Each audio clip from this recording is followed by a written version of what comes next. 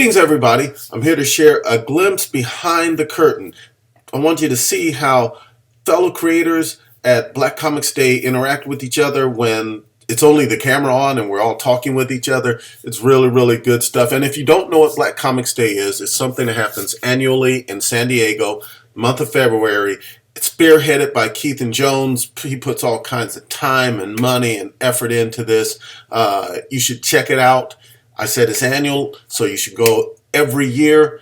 Please, please, please do so. And please listen, because we got some behind the scenes stuff talking about our own creations, how we go about the business, kinds of insights that will really help you out.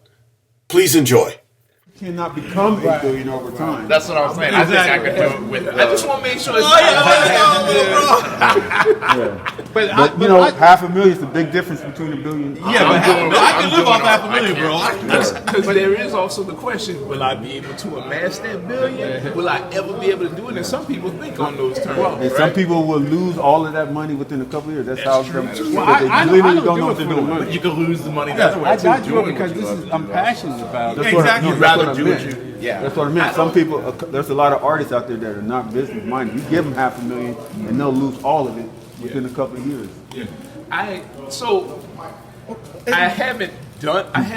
didn't start for the money.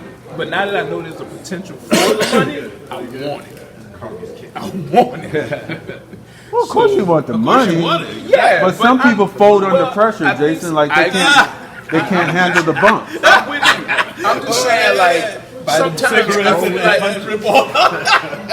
feel like we're getting to this thing about the love, and the love is already in there, so I feel like that goes without saying, but I want to be comfortable too. But you know, the key to it all But your man is how do you monetize? your friend just said he cannot handle the doesn't clerical wanna- side of He doesn't making want to money. handle that, right? So the average person getting into business is going not to fail making off the money, bat. of You entrepreneur. got to do it. The more entrepreneurial mindset I've gotten, the more I notice that not everybody has it. And you gotta just focus on yourself. Yeah. You gotta be inside. How many times have you seen leadership, super you have to- talented people All and the you time. looking at them and you're like, if I had that talent, Oh, yeah, all the time. and they cannot figure it out for the life of them. No, that's all the See, time. part of it, because I used to teach entrepreneurship and when I taught for LAUSD. Right, I was a career technical education teacher, preparing students for the art, media, and entertainment industry. And a big part of it is you can learn the craft and do incredible art, but how do you monetize it? How do you get paid for It's it? hard to And- figure. but see, that's the part of it that, it takes understanding of how the industry works. It takes an adventurous I think it mindset too, takes a because it does different change. mindset. It is too. a different like a more mindset, yeah. business mindset. So There are people that- let me give you a real my experience. My first job was with a millionaire. It was Tony Gwynn. He's dead now, but he was a famous baseball player, right? His family, obviously, they were millionaires. Okay, they hired me. I had no computer skills.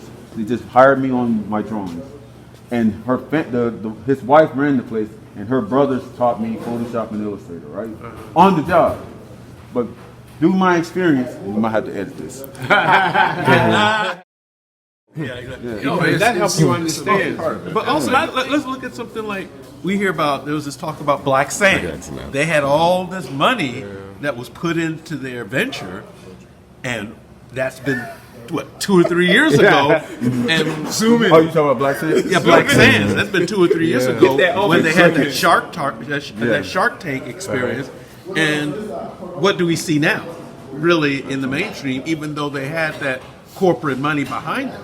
Well, I would also say I think they're transitioning. I don't think they ever got the corporate money. Well, the money they raised was investment money. Yeah, investment money. Yeah, investment money. But what happened with that investment Well, money? I want to say because animation's very expensive, and I know he's trying to transition to that. I think maybe he's still doing the comic book stuff to the animation, and that could be wasting money. As I understand it, they've moved more into educational and selling to like education departments and school boards and stuff like that. So that's what I see they have moved into once the Shark Tank thing didn't coalesce or whatever. But I think people, it's like we have an art mindset. We can see lines on a page and graphic design, and You have the men intel in on these why it women- didn't Shark Tank didn't work.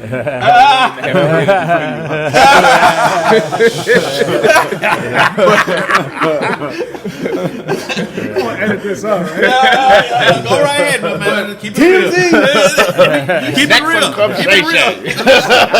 we see stuff like this, and there's a line from Goodwill Hunting. He says, there are people that see a piano and they can just play. We see art and we can just do it. We can put it together from conception to final product.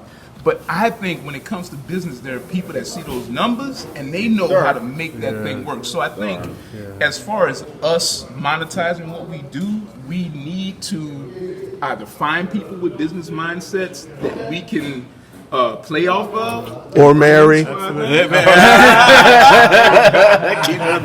marry. Shout out to the wife. But Dropping gems. but we definitely need to combine with those kind of people because they're artists in economics. They're artists in Yeah, it is. making money, right? Like, and I think that's That's like hard that's to what do, we man. haven't Like, done. Good partnership is hard. Jump in real. I'm gonna tap in real quick. When I teach, I try to tell. When I mentor at Faithful Central, I tell the boys there. I always ask them, raise your hands and tell me what you're good at. And some say, I'm good at cooking. I'm good at math. Say it can't be related to athletics. And I go around the room and I say, do you know what an artist of math is? And says, he's a mathematician. He's a scientist. He or she is an astronaut. Because you can't become an astronaut now without degrees in science, with degrees in math.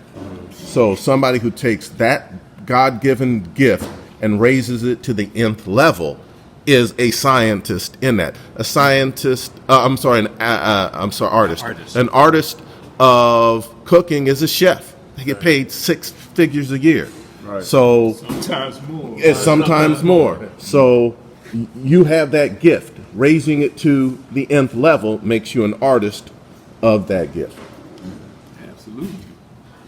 And I think If you, yeah, well, I mean, I just think a that's lot not of these to say- cats out here, they try to duplicate. They see somebody. We'll just use black sands. I'm like, I can do that, but can you? Can you? People who are good at stuff, they make it look easy though. Too. No, but you're right. People How many, can't but do how it. many so- times that's a lot of artists will see something that they think is inferior to what they can do, right? And because artists have egos, whatever. But sometimes it gets out of control, and they're like, "How come this trash is making all this money?" Because he was persistent, or she was persistent, and that's your problem. Like you're in your own way. You think, Persistence is oh, the they got beginning of lucky. it. Like they didn't get lucky, bro. I don't like it either, but I recognize the game. I recognize that. Well, you know, 'cause they- it's a and way of that's the crediting that work. Persistence is It's the like, beginning of the game. Yo, you got lucky. Right. You didn't do the work, so they feel better about it. That's where it comes from, you know. It's But you're very right. comforting to People think do work, and people you don't see it. I'm just Don't- saying, people, if you're not Jim Lee, and you don't have that clout, it does not mean it's over for you. Exactly. Because there's artists out there who, I mean, There's only one Jim Lee. And what you need to do though is you need to go back into the history of things. That's the one thing I think sometimes people lack is they think that Jim Lee is Jim Lee. They see Jim Lee now, but Jim Lee was a hustler just like us. He started out he was, as I understand it, he was in medical school, and his dad told him, "Yo, you need to stay here." And he they was don't like, want him to be "I a want to comic book right." He's like, "I want to be an artist. I want to draw comic books." And I'm sure they were like, whatever cultural things was going on in his family. But he said, "Give me 1 year, and then I'm gonna go do this. And if it doesn't work, I'm going back to medical school." And he went out and got Alpha Flight and X-Men and whatnot. And this was he put the pressure on himself. exactly Another thing a lot of people don't realize, because a lot of people who are artists, they like work, so it's fun. Which means when it's not fun, they don't want to do the work. Because Jim Lee was trained in the medical field, he still had that work ethic. You know how hard doctors have to work? He just applied it to art. And then people don't want to do that. But to your point, I really think it's important.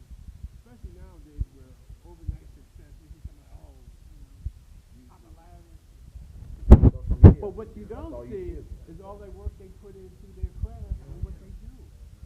That's the real work. It looks so glamorous, right? Like, damn, dude, you just sit there and make videos and you're making millions of dollars. Like, no, man. Every day I gotta edit. Every day I gotta source. Every day I gotta travel. Every day I gotta. Like I was talking with Go ahead. The fly you don't change. That's the thing. Like that doesn't lie. So when you see somebody coming up, it's best to look back into the history and kind of try to prove anything that maybe you're not doing.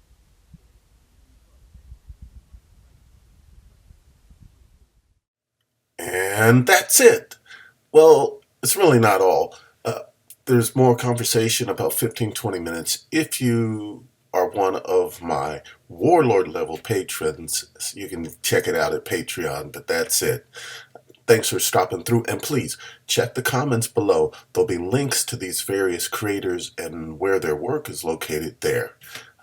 And make sure you're checking out Black Comics Day down in San Diego annually in February. You can get real close in person with these guys, talk about the stuff that they've just been really chopping up so well for you. Make sure you give Keith and Joe some love, him and his kid Comix. He makes it all happen. Take care and we'll holler soon.